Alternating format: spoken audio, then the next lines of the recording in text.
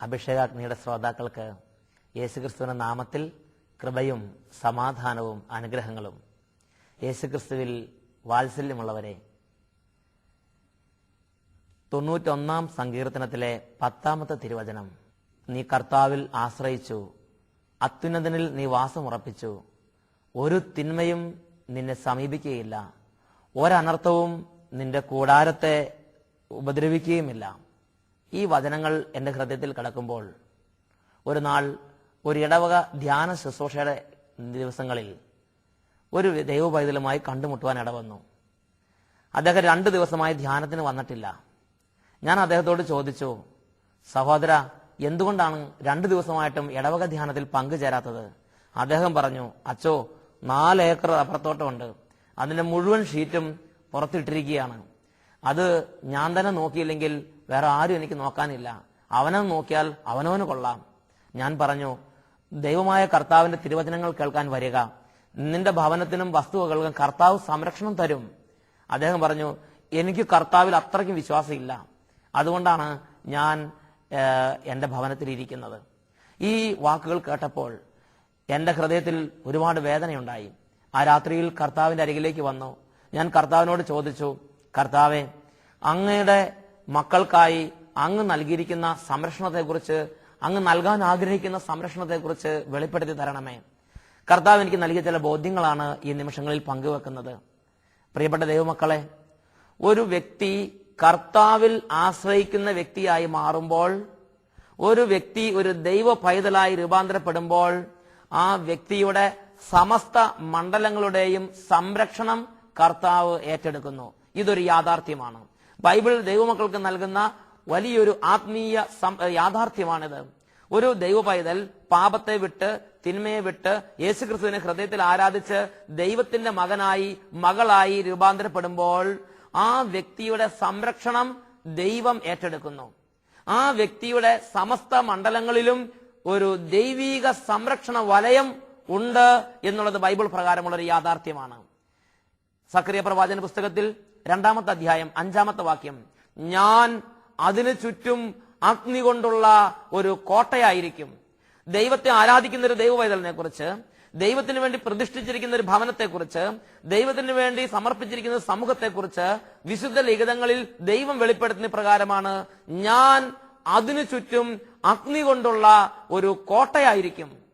പ്രിയപ്പെട്ട ദൈവമക്കളെ, ദൈവത്തിന്റെ സംരക്ഷണം ഒരു യാഥാർത്ഥ്യമാണ്. അച്ഛന്റെ ജീവിതത്തിലെ ഒരു അനുഭവം അച്ഛൻ ഓർമ്മിക്കുകയാണ്. അച്ഛൻ ഒമാനിൽ സുവിശേഷ വേലയ്ക്ക് വേണ്ടി ചെന്നപ്പോൾ ഇവിടുത്തെ കാലാവസ്ഥയിൽ നിന്നും വളരെ വിഭിന്നമായ ഒരു കാലാവസ്ഥയിലേക്കാണ് അച്ഛൻ ചെന്നുപെട്ടത്. 50 ഡിഗ്രി 55 ഡിഗ്രി ചൂടുള്ള ഒരു കാലാവസ്ഥയിലാണ് അച്ഛൻ ചെന്നുപെട്ടത്. ഇവിടെ ചൂട് വർദ്ധിക്കുമ്പോൾ അച്ഛന്റെ കണ്ണ് ചുമക്കുകയും കണ്ണ് കലങ്ങുകയും കണ്ണിന് രോഗപീഠകൾ ഉണ്ടാകുകയും ചെയ്യുന്ന ഒരു രീതി ഉണ്ടായിരുന്നു. അവിടെ ചെന്നു. ആദ്യത്തെ വെള്ളിയാഴ്ചയാണ് അവിടെ ചെന്നത്. വെള്ളിയാഴ്ച വൈകുന്നേരം ആയപ്പോൾ കണ്ണ് ചുമന്നു തുടങ്ങി. ശനിയാഴ്ച 11 മണിയായപ്പോൾ ഞാൻ വീണ്ടും നോക്കി, കണ്ണിന്റെ കലക്കം കൂടി വരുന്നു, കണ്ണ് രോഗപീഠ ബാധിച്ചു. ഞാൻ പറഞ്ഞു, 1.5 മാസത്തെ ധ്യാന ശുശ്രൂഷയ്ക്ക് വേണ്ടി വന്നിരിക്കുകയാണ്. ഇതാ എന്റെ കണ്ണിന് തടസ്സമുണ്ടായിക്കൊണ്ടിരിക്കുന്നു. അവിടുത്തെ ചൂടും അവിടുത്തെ വെയിലും എന്നെ വല്ലാതെ ഭാരപ്പെടുത്തി. ആ സമയത്ത് കർത്താവ് എനിക്ക് നൽകിയ ബോധ്യം, കർത്താവിനാൽ വിളിക്കപ്പെട്ടവർക്ക് കർത്താവിന്റെ സംരക്ഷണമുണ്ട് എന്നുള്ളതാണ്. അവിടെയുള്ള ലീഡേഴ്സ് അവിടുന്ന് ഉച്ചയ്ക്ക് 12 മണി സമയത്ത് ദൂരെയുള്ള 400 കിലോമീറ്റർ, മസ്കറ്റിൽ 400 കിലോമീറ്റർ അകലെയുള്ള സൂർ എന്ന് പറയുന്ന ഒരു ശുശ്രൂഷാ കേന്ദ്രത്തിലേക്ക് ശുശ്രൂഷയ്ക്ക് വേണ്ടി കൊണ്ടുപോവുകയാണ്. നട്ടുച്ച നേരം, പൊരിവെയിലിന്റെ സമയം, എന്നെ വാഹനത്തിൽ അവർ സൂറിലേക്ക് കൊണ്ടുപോയി. ആ കൊണ്ടുപോകുന്ന സമയത്ത് ഞാൻ എന്റെ കണ്ണിനെ കുറിച്ച് ചിന്തിച്ചു കൊണ്ടിരുന്നു. എന്നാൽ അത് കുറച്ചു ദൂരം പിന്നിട്ടപ്പോൾ ഒരു കാര്യം എനിക്ക് കാണാൻ സാധിച്ചു.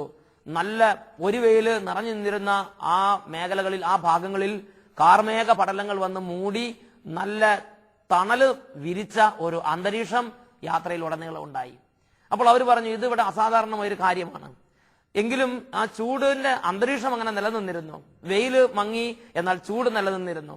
രാത്രിയായി അവിടെ മഴ ആരംഭിച്ചു. അവർ പറഞ്ഞു, 14 വർഷത്തിന് ശേഷം ഇവിടെ ഇതുപോലെ മഴ കിട്ടുന്ന ആദ്യമായിട്ടാണ്. അവിടെ ഏതാണ്ട് ഇവിടുത്തെ കർക്കിടക മാസത്തിലെ പോലെ അവിടെ 2-3 ദിവസം നല്ല മഴ ലഭിച്ചു. ഞാൻ സൂർ സ്റ്റേഷൻ വിട്ട് മറ്റൊരു അല്ലഷ്കർ എന്ന് പറഞ്ഞ മറ്റൊരു സ്ഥലത്തേക്ക് പോയി. അവിടെയും ഇതുപോലെ തന്നെ തണലും അല്ലെങ്കിൽ കാർമേഘ പടലങ്ങളുടെ മൂടി തണുപ്പ് നിറഞ്ഞ സാഹചര്യവും ഇടയ്ക്കിടയ്ക്ക് മഴ പെയ്യുന്ന അവസ്ഥകളും ഉണ്ടായി. ദൈവത്തിന്റെ ഒരു പ്രത്യേക സംരക്ഷണം അനുഭവിച്ചറിഞ്ഞ കാലഘട്ടമായിരുന്നു അത്. ഞാൻ വീണ്ടും ദൈവവചനത്തിലേക്ക് വന്നു, ദൈവമക്കൾക്കുള്ള സംരക്ഷണത്തെക്കുറിച്ച് പ്രാർത്ഥിക്കാൻ. അപ്പോൾ ബാറൂക്ക് പ്രവാചകന്റെ പുസ്തകത്തിൽ 6-ാമത്തെ അധ്യായത്തിൽ 7-ാമത്തെ വാക്യം ദൈവത്തിന്റെ വചനപ്രകാരം പഠിപ്പിക്കുകയാണ്, എന്റെ ദൂതൻ നിങ്ങളോട് കൂടെയുണ്ട്, നിങ്ങളുടെ ജീവനെ അവൻ കാത്തു സൂക്ഷിക്കുന്നു. എന്റെ ദൂതൻ നിങ്ങളോട് കൂടെയുണ്ട്, നിങ്ങളുടെ ജീവനെ അവൻ കാത്തു സൂക്ഷിക്കുന്നു. ബാറൂക്ക് 6-ാം അധ്യായം 7-ാമത്തെ വാക്യം. ഒരു ആയുഷ്കാലം മുഴുവൻ ഉണ്ടായ ദൈവാനുഭവം പൂർവ്വപിതാവായ യാക്കോബ് ആവിഷ്കരിക്കുന്നത് ഉൽപ്പത്തിയുടെ പുസ്തകത്തിൽ 48-ാമത്തെ അധ്യായത്തിൽ 15-16 വാക്യങ്ങളിൽ കാണുവാൻ സാധിക്കും. മനാസയെയും ജോസഫിനെയും അനുഗ്രഹിക്കുവാൻ യാക്കോബിന്റെ അരികിലേക്ക് കൊണ്ടുവന്നപ്പോൾ യാക്കോബ് അവരെ വാത്സല്യപൂർവ്വം അനുഗ്രഹിച്ചുകൊണ്ട് ഇങ്ങനെ പറഞ്ഞു, എന്റെ പിതാക്കന്മാരായ അബ്രാഹവും ഇസ്ഹാക്കും ആരാധിച്ചിരുന്ന ദൈവം, ഇന്നുവരെ എന്റെ ജീവിതകാലം മുഴുവനും എന്റെ ഇടയനായിരുന്ന ദൈവം, സകല തിന്മകളിൽ നിന്നും എന്നെ കാത്തുപോന്ന ദൂതൻ ഈ ബാലന്മാരെ അനുഗ്രഹിക്കട്ടെ. ഒരായുഷ്കാലം മുഴുവൻ ഉണ്ടായ ദൈവാനുഭവം പൂർവ്വപിതാവായ യാക്കോബ് ആവിഷ്കരിക്കുന്ന പ്രകാരമാണ്, സകല തിന്മകളിൽ നിന്നും എന്നെ കാത്തുപോന്ന ദൂതൻ ഈ ബാലന്മാരെ അനുഗ്രഹിക്കട്ടെ. ദൈവത്തിന്റെ സംരക്ഷണം ഒരു യാഥാർത്ഥ്യമാണ്. പ്രിയപ്പെട്ട ദൈവമക്കളെ, ഇതിനെക്കുറിച്ച് ദൈവത്തിന്റെ വചനം പറയുന്നത് പ്രകാരമാണ്, ദൈവത്തിനെ തേടി ദൈവമാർഗത്തിൽ നടക്കുന്ന ഒരു ദൈവ പൈതലിന് ചുറ്റും ഒരു അഗ്നി കൊണ്ടുള്ള കോട്ടയ്ക്ക് സമാനം ദൈവമുണ്ട്. ജോബിന്റെ പുസ്തകം 1-ാം അധ്യായം 10-ാം വാക്യം, സാത്താൻ ജോബിന് ദൈവം നൽകുന്ന സംരക്ഷണത്തെ കുറിച്ച് പറയുന്ന പ്രകാരമാണ്, അങ്ങ് അവനും അവന്റെ ഭവനത്തിനും വസ്തുവകകൾക്കും വേലി കെട്ടി സംരക്ഷണം കൊടുക്കുന്നു. ദൈവത്തെ സ്നേഹിക്കുന്നവർക്ക്, ദൈവത്തിന്റെ മാർഗത്തിലൂടെ നടക്കുന്നവർക്ക്, ഒരു ദൈവ പൈതലിന് ദൈവം വേലി കെട്ടി സംരക്ഷണം കൊടുക്കുന്നു. അത് തന്നെയാണ് സക്കറിയ 2:5 ദൈവത്തിന്റെ വചനം പഠിപ്പിക്കുന്നത്, ഞാൻ അതിനു ചുറ്റും അഗ്നി കൊണ്ടുള്ള ഒരു കോട്ടയായിരിക്കും. രാജാക്കന്മാർ 2-ാം പുസ്തകത്തിൽ 6-ാമത്തെ അധ്യായത്തിൽ 15, 16, 17 വാക്യങ്ങൾ, എലീഷ പ്രവാചകൻ ഇസ്രായേൽ രാജാവിന് സിറിയ രാജാവിന്റെ സകല നീക്കങ്ങളെ കുറിച്ച് മുന്നറിയിപ്പുകൾ കൊടുത്തുകൊണ്ടിരുന്നു. സിറിയ രാജാവ് അതിൽ അസ്വസ്ഥനായി. സിറിയ രാജാവ് ആരാണ് എന്റെ ഗൂഢതന്ത്രങ്ങളെ കുറിച്ച് ഇസ്രായേൽ രാജാവിന് അറിയിപ്പ് കൊടുക്കുന്നത് എന്നതിനെ കുറിച്ച് അവൻ കോപാക്രാന്തനായി. അവൻ അന്വേഷിച്ചപ്പോൾ എലീഷ പ്രവാചകനാണ് സിറിയ രാജാവിന്റെ സകല യുദ്ധ നീക്കങ്ങളെയും കുറിച്ച് ഇസ്രായേൽ രാജാവിന് മുന്നറിയിപ്പ് കൊടുക്കണതെന്ന് കണ്ടെത്തി. ഉടനെ ഒരു വലിയ സൈന്യത്തെ എലീഷയെ ബന്ധിക്കാൻ വേണ്ടി പറഞ്ഞയച്ചു. അതിരാവിലെ ദൈവപുരുഷന്റെ ദാസൻ എഴുന്നേറ്റ് പുറത്തു വന്നപ്പോൾ വലിയ സൈനിക വ്യൂഹങ്ങൾ നഗരത്തെ വളഞ്ഞിരിക്കുന്നത്, മലയെ വളഞ്ഞിരിക്കുന്നത് അവൻ കണ്ടു. അവൻ നിലവിളിച്ചു, അയ്യോ യജമാനനെ, നാം ഇനി എന്താണ് ചെയ്യുക? അവൻ ഭയാക്രാന്തനായി. അപ്പോൾ ദൈവപുരുഷൻ പറഞ്ഞു, ഭയപ്പെടണ്ട, അവരുടെ കൂടെ ഉള്ളതിനേക്കാൾ കൂടുതൽ ആളുകൾ നമ്മുടെ കൂടെയുണ്ട്. ധൈര്യം, ദൈവത്തിന്റെ ആത്മാവ് നൽകിയ ബോധ്യം, ദൈവം നൽകിയ കാഴ്ച അവനോട് വെളിപ്പെടുത്തി. അവരുടെ കൂടെ ഉള്ളതിനേക്കാൾ കൂടുതൽ ആളുകൾ നമ്മുടെ കൂടെയുണ്ട്. ഇത് കേട്ടപ്പോൾ വൃത്തിന് ബോധ്യം വന്നിട്ടുണ്ടാവില്ല. അതുകൊണ്ട് പ്രവാചകൻ ദൈവത്തോട് പ്രാർത്ഥിച്ചു, പിതാവേ, ഇവന്റെ കണ്ണുകളെ തുറക്കണമേ, ഇവൻ കാണട്ടെ. പിതാവേ, ഇവന്റെ കണ്ണുകളെ തുറക്കണമേ, ഇവൻ കാണട്ടെ. അപ്പോൾ ദൈവം അവന്റെ കണ്ണുകളെ തുറന്നു. എലീഷായ്ക്ക് ചുറ്റും ആഗ്നേയ രഥങ്ങളും കുതിരകളും കൊണ്ട് മല നിറഞ്ഞിരിക്കുന്നത് അവൻ കണ്ടു. എലീഷായ്ക്ക് ചുറ്റും ആഗ്നേയ രഥങ്ങളും കുതിരകളും കൊണ്ട് മല നിറഞ്ഞിരിക്കുന്നത് അവൻ കണ്ടു. പ്രിയപ്പെട്ട ദൈവജനമേ, ഒരു ദൈവ പൈതലിന് ചുറ്റും വലിയ ദൈവിക സംരക്ഷണ വേലിയുണ്ട്. ദൈവത്തിന്റെ സംരക്ഷണം അവന് ചുറ്റിലുമുണ്ട്. അലക്സാണ്ടർ ചക്രവർത്തി 23-ാമത്തെ വയസ്സിൽ യേശുക്രിസ്തുവിനെ കർത്താവും രക്ഷിതാവുമായി സ്വീകരിച്ചു. റഷ്യയിലെ പ്രമുഖ ചക്രവർത്തിയായിരുന്നു അലക്സാണ്ടർ ചക്രവർത്തി. അദ്ദേഹം 23-ാമത്തെ വയസ്സിൽ യേശുക്രിസ്തുവിനെ കർത്താവും നാഥനുമായി സ്വീകരിച്ച് ആരാധിച്ചുകൊണ്ടിരിക്കുമ്പോൾ ഒരു നാൾ നെപ്പോളിയൻ ചക്രവർത്തി വലിയൊരു സൈനിക വ്യൂഹത്തോടെ റഷ്യയെ ആക്രമിക്കാൻ വേണ്ടി മുന്നോട്ട് പാഞ്ഞു വന്നു. ഈ വാർത്തയറിഞ്ഞ് അലക്സാണ്ടർ ചക്രവർത്തി ദുർബലനായി. തന്റെ ദുർബലമായ സൈന്യം കൊണ്ട് നെപ്പോളിയന്റെ കരുത്തുറ്റ ഫ്രഞ്ച് പടയെ തകർക്കാൻ അസാധ്യമെന്ന് അലക്സാണ്ടറിന് മനസ്സിലായി. അലക്സാണ്ടർ ചക്രവർത്തി ആ രാത്രി അസ്വസ്ഥനായപ്പോൾ ആ ദേശത്തുള്ള ഒരു ആത്മീയ ഉപദേഷ്ടാവിനെ, തന്റെ ആത്മീയ ഗുരുവിനെ ആ രാത്രി കൊട്ടാരത്തിലേക്ക് വിളിപ്പിച്ചു.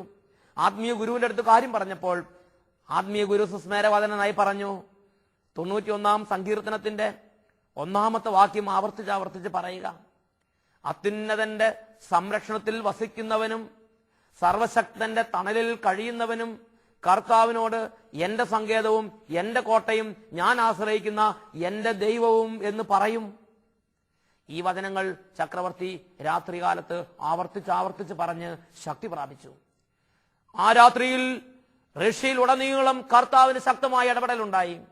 ആ രാത്രി ചക്രവർത്തി മുട്ടുമേ നിന്ന് ദൈവമായ കർത്താവിന്റെ സംരക്ഷണത്തെക്കുറിച്ച് ബോധ്യത്തോടെ കർത്താവിനെ മഹത്വപ്പെടുത്തിയപ്പോൾ ദൈവത്തിന്റെ സംരക്ഷണം ചക്രവർത്തിക്ക്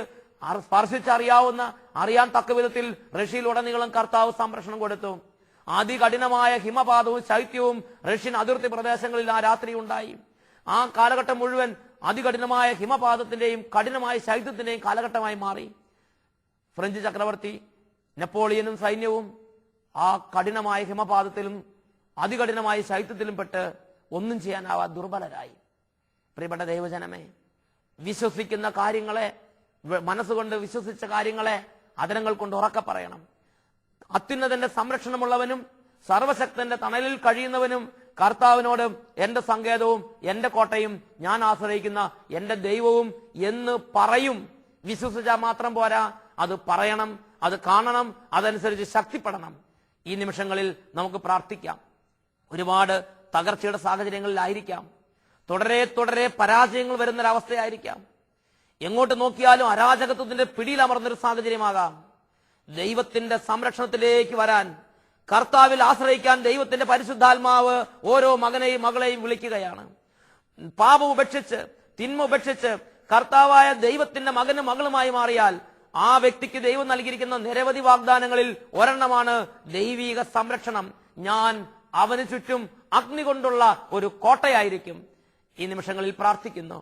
ഇപ്പോൾ ദൈവമക്കളുടെ മേൽ ദൈവമായ കർത്താവിന്റെ അത്ഭുതകരമായ ശക്തി വ്യാപരിക്കട്ടെ.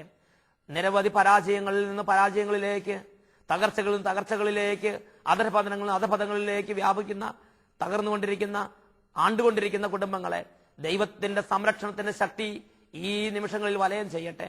അരാജകത്തിന്റെ പിടിയിലമർന്ന കുടുംബങ്ങളെ ദൈവത്തിന്റെ അത്ഭുതകരമായ ശക്തി ഇപ്പോൾ വലയം ചെയ്യട്ടെ.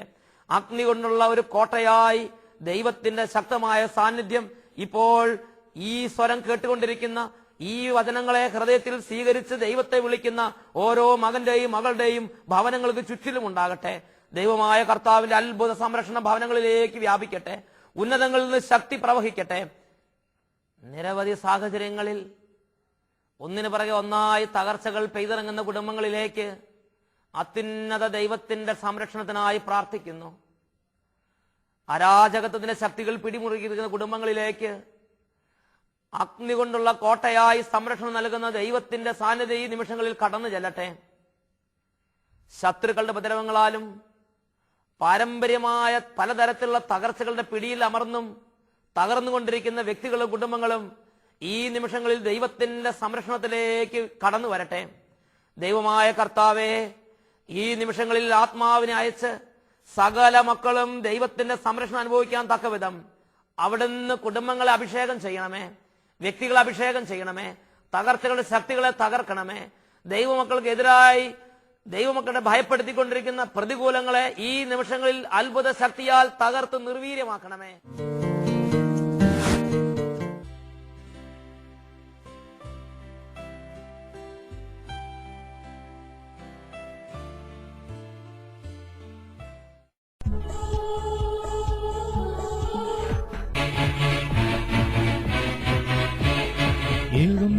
യേശുരാജാവാ കർത്താവായി ഭരണം ചെയ്തിടുവാൻ, ദൈവരാജ്യം നമ്മിൽ സ്ഥാപിതമാക്കാൻ, സാത്താന്റെ ശക്തിയെ തകർത്തിടുവാൻ. യേശുരാജാവാ കർത്താവായി ഭരണം ചെയ്തിടുവാൻ, ദൈവരാജ്യം നമ്മിൽ സ്ഥാപിതമാക്കാൻ, സാത്താന്റെ ശക്തിയെ തകർത്തിടുവാൻ. യേശുവേ വന്നു വാഴണമേ, ഇനി ഞാനല്ല എന്നിൽ നീയല്ലോ. രാജാവേ വന്നു വാഴണമേ, ഇനി ഞാനല്ല എന്നിൽ നീയല്ലോ. ഒരു നിമിഷം നമുക്ക് പ്രാർത്ഥിക്കാം. സ്വർഗീയ പിതാവേ, അരുളി ചെയ്യപ്പെട്ട വചനങ്ങളുടെ ശക്തിയാൽ ഈ ലോകത്തിലുള്ള അങ്ങയുടെ പ്രിയപ്പെട്ട മക്കളുടെ മേൽ ദൈവീകമായ സംരക്ഷണം ഉണ്ടാകാൻ വേണ്ടി പ്രാർത്ഥിക്കുന്നു. വലിയ ദൈവിക സംരക്ഷണത്താൽ അങ്ങയുടെ മക്കൾക്ക് സന്തോഷം ഉണ്ടാകട്ടെ. തകർന്നുകൊണ്ടിരിക്കുന്ന കുടുംബങ്ങളെ സമർപ്പിക്കുന്നു. പലതരത്തിലുള്ള പരാജയങ്ങൾ, അനർത്ഥങ്ങൾ, ദുർമരണങ്ങൾ, ദുർപീഡകൾ, ശത്രുക്കളുടെ ഉപദ്രവങ്ങൾ, പലതരത്തിലുള്ള പ്രകൃതിക്ഷോഭങ്ങൾ, പ്രപഞ്ചത്തിനുള്ള ശല്യങ്ങൾ, ഇവ നിമിത്തം ക്ലേശം അനുഭവിച്ചുകൊണ്ടിരിക്കുന്ന എല്ലാ വ്യക്തികളെയും കുടുംബങ്ങളെയും ഈ നിമിഷങ്ങളിൽ അങ്ങയുടെ സംരക്ഷണത്തിനായി ഭരമേൽപ്പിക്കുന്നു. തിരുവചനങ്ങളിലൂടെ ഞങ്ങൾക്കായി വാഗ്ദാനം ചെയ്യപ്പെട്ട ഉന്നതമായ സംരക്ഷണം, സ്വർഗീയമായ സംരക്ഷണം കർത്താവെ, ഇപ്പോൾ ഈ പ്രാർത്ഥനയോട് ചേർന്ന് പ്രാർത്ഥിച്ചുകൊണ്ടിരിക്കുന്ന അങ്ങയുടെ പ്രിയപ്പെട്ട മക്കൾക്കുണ്ടാകട്ടെ എന്ന് അങ്ങയുടെ നാമത്തിൽ, യേശുവിന്റെ നാമത്തിൽ ഞങ്ങൾ അപേക്ഷിക്കുന്നു. അങ്ങയുടെ വചനങ്ങളിലൂടെ, വിശുദ്ധ ലിഖിതങ്ങളിലൂടെ ഞങ്ങളെ പഠിപ്പിച്ചു. എന്റെ ദൂതൻ നിങ്ങളോട് കൂടെയുണ്ട്, അവൻ നിങ്ങളുടെ ജീവനെ കാത്തു സൂക്ഷിക്കുന്നു. ഞങ്ങളുടെ ജീവനെ കാത്തു സൂക്ഷിക്കുവാൻ, വസ്തുവകകളെ കാത്തു സൂക്ഷിക്കുവാൻ, വാഹനങ്ങളെ കാത്തു സൂക്ഷിക്കുവാൻ, സ്ഥാപനങ്ങളെ കാത്തു സൂക്ഷിക്കുവാൻ, കൃഷിയിടങ്ങളെ കാത്തു സൂക്ഷിക്കുവാൻ, വിളഭൂമികളെ കാത്തു സൂക്ഷിക്കുവാൻ ദൈവമേ, അവിടുത്തെ ദൂതന്റെ സാന്നിധ്യം ഞങ്ങളുടെ കൃഷിയിടങ്ങളിൽ, വാഹനങ്ങളിൽ, സ്ഥലങ്ങളിൽ, സ്ഥാപനങ്ങളിൽ, ഭവനങ്ങളിൽ, ജോലിസ്ഥലങ്ങളിൽ, പ്രവർത്തന മണ്ഡലങ്ങളിൽ ഉണ്ടാകട്ടെ എന്ന് പ്രാർത്ഥിക്കുന്നു. അടിക്കടി ഉപദ്രവമേറ്റ് തകർന്നുകൊണ്ടിരിക്കുന്ന കുടുംബങ്ങൾക്ക് വേണ്ടി ഇപ്പോൾ പ്രത്യേകമായി പ്രാർത്ഥിക്കുന്നു. കൂടെ കൂടെ രോഗങ്ങൾ വന്ന് തകർന്നുകൊണ്ടിരിക്കുന്ന വ്യക്തികൾക്ക് വേണ്ടി ഇപ്പോൾ പ്രത്യേകമായി പ്രാർത്ഥിക്കുന്നു. എത്ര ശ്രമിച്ചിട്ടും സംരക്ഷണം ലഭിക്കാതെ അരാജകത്വത്തിൽ അമർന്നുകൊണ്ടിരിക്കുന്ന എല്ലാ കുടുംബങ്ങൾക്കും വ്യക്തികൾക്കും വേണ്ടി പ്രാർത്ഥിക്കുന്നു. യേശു ക്രിസ്തുവിന്റെ അത്ഭുത നാമത്താൽ, വിശുദ്ധ വചനങ്ങളുടെ ശക്തിയാൽ കർത്താവിന്റെ വലിയ സംരക്ഷണം ദൈവമക്കൾക്ക് അവരുടെ കുടുംബങ്ങളിൽ ലഭിക്കട്ടെ. യേശുവേ സ്തോത്രം, സ്തോത്രം. യേശുവേ നന്ദി, യേശുവേ നന്ദി. Hallelujah, hallelujah, hallelujah, hallelujah, hallelujah. യേശുവേ സ്തോത്രം, യേശുവേ നന്ദി. യേശുവേ വന്നു വാഴണമേ, ഇനി ഞാനല്ല എന്നിൽ നീയല്ലോ. രാജാവേ വന്നു വാഴണമേ, ഇനി ഞാനല്ല എന്നിൽ നീയല്ലോ.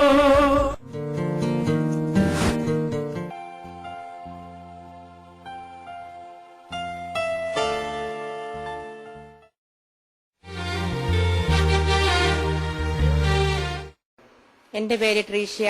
ഞാൻ നിലമ്പൂരിൽ നിന്ന് വരുന്നു. എന്റെ കാലിലൊരു മുഴയുണ്ടായിരുന്നു. സഹിയോനിലെ ധ്യാനത്തെ സംബന്ധിച്ചപ്പോൾ കർത്താവ് അത് എടുത്തു മാറ്റി. യേശുവേ സ്തോത്രം, യേശുവേ നന്ദി.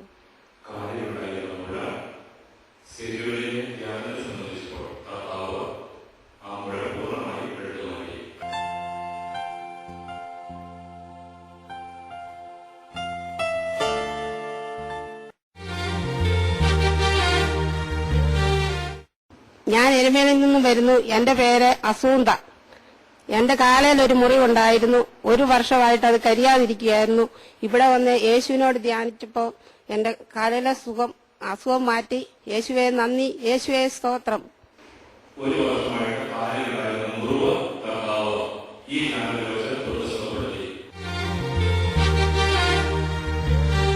എന്റെ പേര് ജെയിംസ്. മലപ്പുറം ഡിസ്ട്രിക്റ്റിലെ മഞ്ചേരിക്കടുത്ത് കൂമംകുളം ഇടവകയിൽ നിന്നും വരുന്നു. ഞാൻ സൗദി അറേബ്യയിലാണ് ജോലി ചെയ്യുന്നത്. കഴിഞ്ഞ 5 വർഷമായിട്ട് ഞാൻ എന്തെങ്കിലും എടുക്കുമ്പോഴോ ഒന്ന് തിരിയുമ്പോഴോ എൻ്റെ ഈ വയറിന്റെ ഉള്ളിൽ നിന്നും ഈ വാരിന്റെ ഉള്ളിലേക്ക് മുളച്ചു കയറുന്നു, ഇവിടുന്ന് പുറത്തോട്ട് മുളച്ചു വരുന്നു. ഇങ്ങനെയുള്ള പല പല അസ്വസ്ഥതകളാൽ ഞാൻ ആകപ്പാടെ വിഷമിച്ച് നിൽക്കുകയായിരുന്നു. കഴിഞ്ഞ 2 മാസം മുന്നേ ഞാൻ ലീവിന് വന്നപ്പോഴാണ് സഹിയോൻ ധ്യാന കേന്ദ്രത്തിൽ പോയാൽ അസുഖം മാറുമെന്ന് പറഞ്ഞു. എൻ്റെ ഒരു പെങ്ങടെ ഒരു കൊച്ചിന് ഇതേപോലെ നടക്കാൻ വയ്യാതെ വന്ന് അതിനും അസുഖം മാറി. അങ്ങനെ ഞാൻ ഇവിടെ സഹിയോൻ ധ്യാന കേന്ദ്രത്തിൽ ഇപ്പോൾ ഒരാഴ്ചയായിട്ട് വന്നു. ഞാൻ ധ്യാനം കൂടി യേശുവിനോട് പ്രാർത്ഥിച്ചു. എനിക്ക് സൗഖ്യം കിട്ടി. അത് ഞാൻ ഇന്നലത്തോടുകൂടി എനിക്ക് അതിന് വ്യക്തമായി അത്ര നല്ല സുഖം ഉണ്ട്. കഴിഞ്ഞ 5 വർഷമായിട്ട് ഞാൻ ശരിക്കും മരണവേദന പോലെ കിടന്ന് അനുഭവിക്കുന്ന ഒരു അസുഖമായിരുന്നു. അതുകൊണ്ട് ഞാൻ യേശുവിന് സ്തോത്രം ചെയ്യുന്നു, യേശുവിന് നന്ദി പറയുന്നു. യേശുവേ സ്തോത്രം. എന്റെ പേര് അഭിലാഷ് എന്നാണ്. ഞാൻ മലപ്പുറം ഡിസ്ട്രിക്റ്റിലെ കരുവാരകുണ്ട് ഇടവകയിൽ നിന്നും വരികയാണ്. ഏകദേശം 13 വർഷക്കാലമായി പൊടി, പുക, ക്ലൈമറ്റ് ചേഞ്ച് തുടങ്ങിയ അവസ്ഥയിൽ എനിക്ക് അലർജി രോഗം കൊണ്ട് ഞാൻ ബുദ്ധിമുട്ടുകയായിരുന്നു.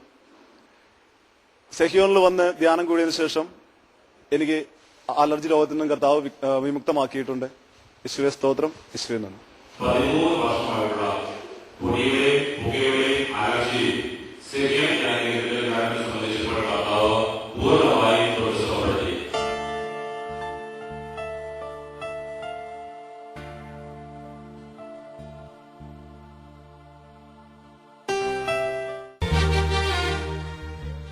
എൻ്റെ പേര് ജെസ്സി, മണ്ണാർക്കാട് വീട്.